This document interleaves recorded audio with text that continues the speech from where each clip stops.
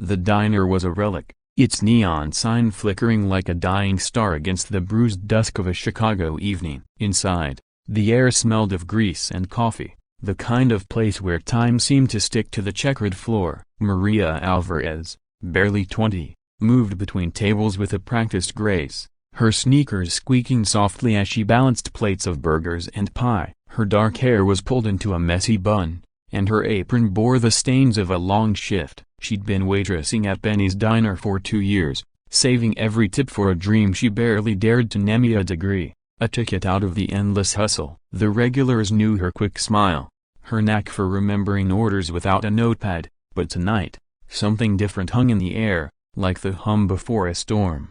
The bell above the door jingled, and in walked a man who didn't belong. He was tall, his suit crisp and tailored, the kind of expensive that screamed power. His hair was silver at the temples, his eyes sharp, scanning the room like he owned it. Maria caught his glance as she refilled a trucker's coffee. The man's presence shifted the diner's rhythm. Heads turned, conversations dipped. He slid into a corner booth, his leather briefcase hitting the table with a soft thud. Maria approached, her notepad ready, though she wouldn't need it. "Evening, sir. What can I get started for you?" Her voice was warm, professional, but her eyes flicked to the briefcase, curious. He didn't look at the menu. "Coffee, black." "And a challenge." His voice was smooth, with a trace of amusement, like he was playing a game no one else knew the rules to. Maria raised an eyebrow, pen hovering. "A challenge?" He leaned back, crossing his arms. "I'm Victor Crane, CEO of Crane Tech." Ever heard of me? She hadn't, but the name carried weight, like a stone dropped into still water. The other diners were watching now, forks paused mid-bite. Maria nodded slightly, keeping her cool. "Tech guy, right? Big company?" "Big enough," he smirked, pulling a folded piece of paper from his briefcase. "I've got a problem." A phrase, written in a language I don't speak. "My team's stumped, and I'm tired of their excuses." Translated, "And I'll give you my salary for a month." The diner went quiet. A month's salary for a CEO? That could be thousands of tens of thousands, maybe more. Maria's heart kicked up a notch, but she kept her face steady. She'd learned early to hide her hunger, especially when the stakes were high. "And if I can't?" Crane's laugh was low, almost mocking. "Then you get me my coffee, and we call it tonight." She glanced at the paper he slid across the table. It was creased, the ink slightly smudged, as if it had been handled too many times. The words were unfamiliar, a string of characters that didn't look like Spanish, French, or anything she'd seen in her community college language classes. Her mind raced. She wasn't just a waitress, she was a polyglot, picking up phrases from the immigrants who frequented the diner, from the Polish cook to the Somali cab drivers. Languages were her secret weapon, her way of connecting in a world that often felt closed off. "Deal," she said, her voice steady despite the pulse hammering in her throat. "Let me see it." Crane's eyes narrowed, like he hadn't expected her to bite. He handed her the paper, and the diner held its breath. Maria unfolded it, her fingers brushing the edges. The text was short, just a single line. "R.A. negation ch copyright Arzu A squared. R.A. negation Lu A squared A copyright Tarzan." She stared at it, her mind clicking through possibilities. It wasn't Latin, not Cyrillic. The characters were angular, deliberate Chinese, she realized, her stomach flipping. She'd never studied Mandarin formally, but she'd spent late nights at the diner, chatting with Mr. Chen, the delivery guy who'd taught her a few phrases over plates of dumplings. She'd always been quick, her brain wiring itself to patterns, sounds, meanings. She looked up at Crane, who was watching her with a mix of curiosity and skepticism. "You sure you're up for this, kid?" "My team's got PhDs, and they couldn't crack it." Maria ignored the jab, her eyes back on the paper. She mouthed the syllables silently, piecing together the tones she'd heard from Mr. Chen. "R.A. negation Che sunrise. R.A. negation Lu A squared A sunset." Her mind stitched the rest together, the rhythm of the phrase clicking like a lock. "It's Chinese," she said, almost to herself. "It means, a work when the sun rises, rest when the sun sets." Crane's smirk faltered, just for a second. "You're sure? Positive?" She slid the paper back to him, her chin lifting slightly. Took me 10 seconds. The diner erupted claps, whistles, a whoop from the cook in the back. Maria felt he tries to her cheeks, but she held Crane's gaze. He leaned forward, studying her like she was a puzzle he hadn't expected to solve. 10 seconds, he repeated, almost to himself. What's your name? Maria Alvarez. He nodded slowly, pulling out his phone. You're hired. My office, tomorrow, 9 a.m. Bring your brain. He scribbled an address on a napkin, slid it across the table, and stood, leaving $100 bill for the coffee he hadn't touched. The bell jingled as he left, and the diner buzzed with chatter, but Maria stood frozen, the napkin in her hand, her future suddenly a question mark. The next morning, Maria stood outside a glass tower in downtown Chicago, the napkin crumpled in her pocket. Her jeans and sneakers felt out of place among the suits streaming past, their briefcases swinging like pendulums. She barely slept, her mind replaying Crane's words, the weight of his offer. A job at Crane Tech? It was a world she didn't know, a leap she wasn't sure she could make. But the diner wasn't her future, it was a means, not an end. She took a breath and pushed through the revolving doors. The lobby was all marble and steel, cold and gleaming. A receptionist with a headset glanced at her, then did a double take. Can I help you? Maria Alvarez, I'm here to see Victor Crane. The receptionist's eyebrows shot up, but she made a call, her voice low. Minutes later, Maria was in an elevator, shooting up to the 42nd floor. Her reflection in the mirrored walls showed a girl who looked too young, too ordinary for this. She straightened her shoulders, channeling the confidence she'd faked for years at the diner. Crane's office was a cathedral of glass, the city sprawling below like a map. He was behind a desk the size of a small car, papers and screens scattered across it. He didn't stand when she entered, just gestured to a chair. Sit. Let's talk. Maria sat, her hands clasped to keep them still. You said you had a job. I do. He leaned back, his eyes sharp again, like last night. That phrase you translated it's from a contract.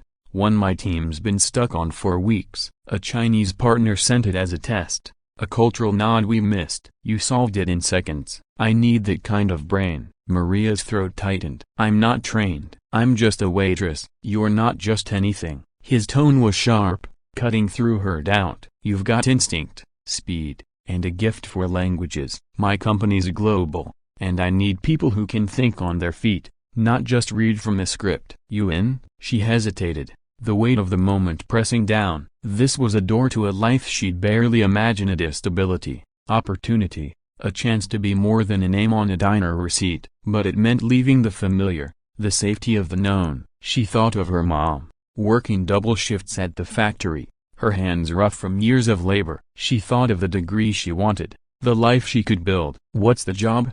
She asked, her voice steady now. Junior analyst, language division. You'll decode communications, contracts, cultural nuances. Starting salaries enough to make the diner tip jar look like pocket change. You'll learn on the job, and I'll expect you to keep up. Maria's mind raced. It was a gamble, but so was staying small, staying safe. She nodded. I'm in. Crane smiled, a real one this time, not the smirk from the diner. Good. Start Monday. And Maria, don't sell yourself short again. She left the office, the city buzzing below, her future no longer a question mark but a wide-open road.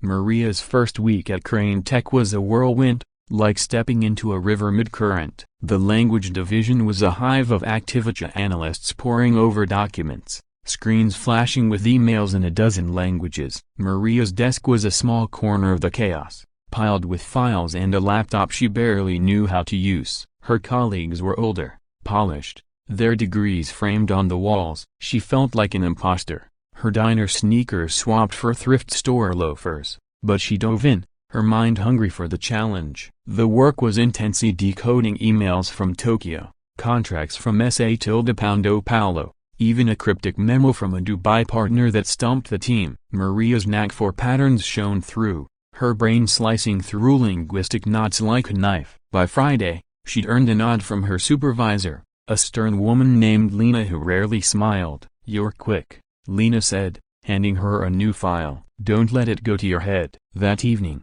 Maria sat in her tiny apartment, the city's lights glinting through her window. She'd cashed her first paycheck, a number that made her dizzy. She sent half to her mom, the rest to her savings for school. Her phone buzzed. A text from Victor Crane himself. "Heard you're killing it. Keep it up."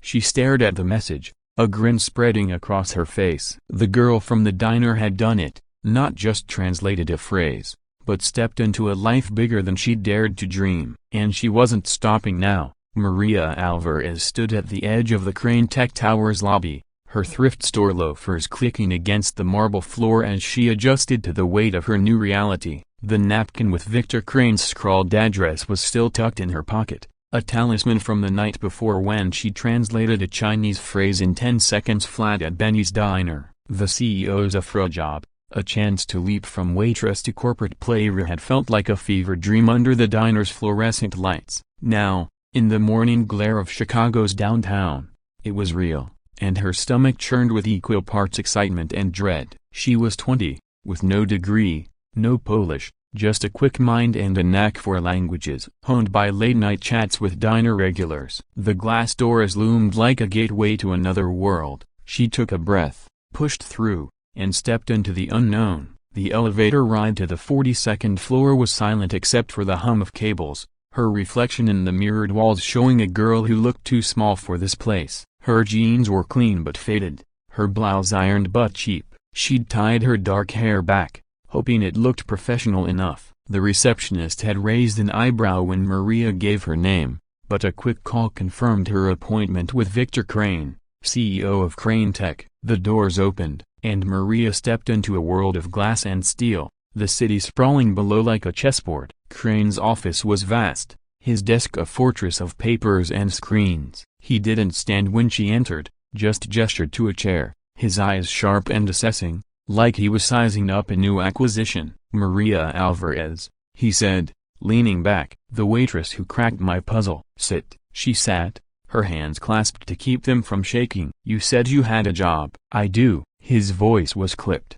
"All business." "That phrase you translated a R8 tilde negation ch tilde copyright Rzu A tilde squared. R8 tilde negation Lu 8 tilde squared A tilde copyright Tarze wasn't just a test. It's from a contract with a Chinese partner, a cultural nod my so-called experts missed. My team's been spinning their wheels for weeks. You solved it in seconds. I need that kind of instinct." Maria's throat tightened. She'd pieced together the phrase "work when the sun rises, rest when the sun sets" from scraps of Mandarin she'd learned from Mr. Chen, the diner's delivery guy. It was luck as much as skill, but Crane didn't seem to care. "I'm not trained," she said, her voice steady despite the doubt clawing at her. "I'm just a waitress." Crane's laugh was sharp, almost a bark. "You're not just anything. You've got a gift of languages, patterns, quick thinking. My company's global, and I need people who can keep up." "You in?" Her mind raced. This wasn't just a job, it was a door to a life she'd barely dared imagine. Her mom's hands,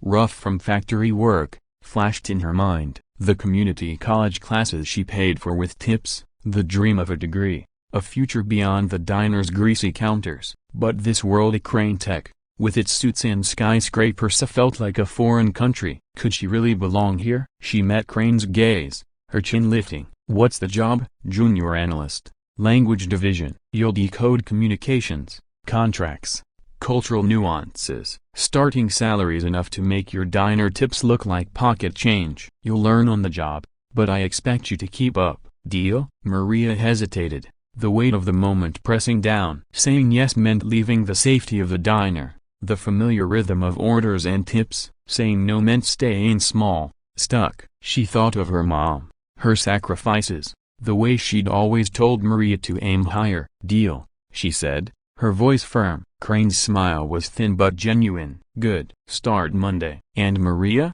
don't sell yourself short again." He slid a business card across the desk with an address and a start time. She took it, her fingers brushing the embossed logo, and left the office, the city's pulse thrumming below. The elevator ride down felt like a descent into a new version of herself, one she wasn't sure she knew yet.